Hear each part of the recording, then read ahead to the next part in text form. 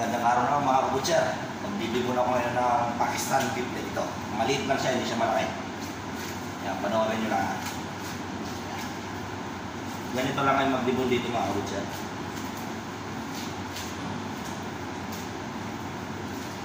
Yan.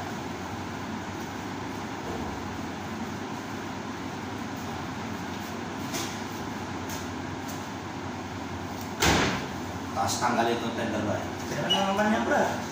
Ha? Pera na naman. Alin? Video. Video, pare. Tanggalin natin yung tenderloin. Panoorin nyo.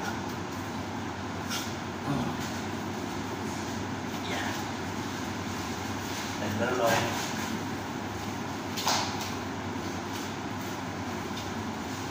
Tapos, di mahatak.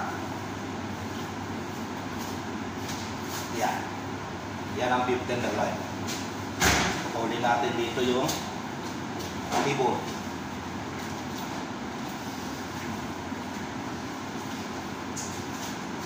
Ito yung tibon. Tapos putulin natin yung shank dito sa dulo.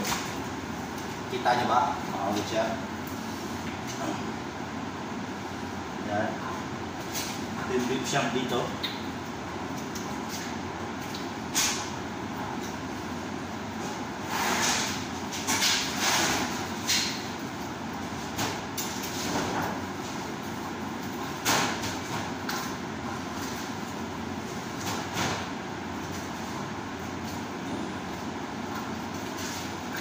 Pangbulalo ito yung beef shank mga kabutcher.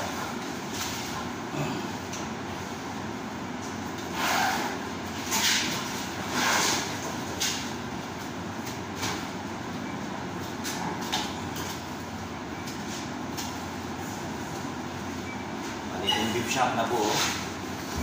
Mali ilang parts na sila: beef shank, tibon, tenderloin. Yan. Kasi ito yung didibon ko na siya mga kabutcher. Kita nyo yan? Yan. Maliit na siya. Panoorin nyo lang kung paano mag-dibo. Pelvic bone.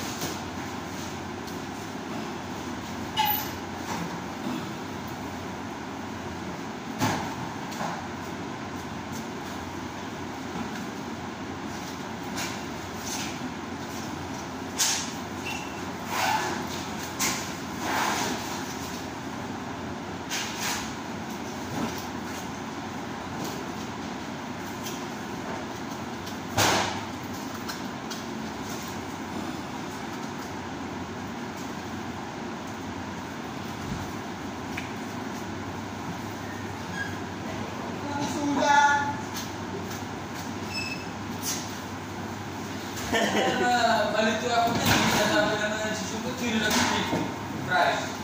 Alin? Alin, Brad? Ano yung kodigo mo? Ano tawag nito, Brad? Sa English. Sabi nila pelvic bone eh, baka pelvic bone to. Yun lang alam ko, pare. Tod po na to.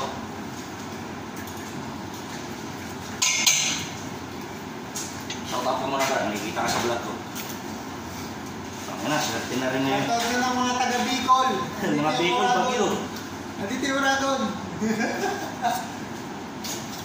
Tangina na, sinikrito lang tayo ni Ruel. Matalino talaga si Ruel, no?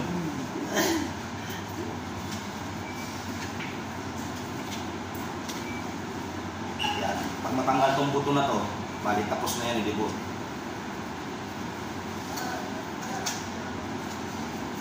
Yan, stay muna konti.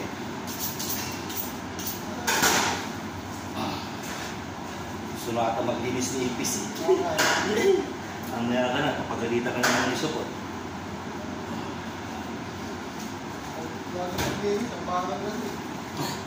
Walang diskarte eh. Ayos yun. Prosigil mo yung Brad. Ayos yun. Yan. Magpalibondas. Ang baka. Okay. Pag makalusot ka doon, Brad, 400.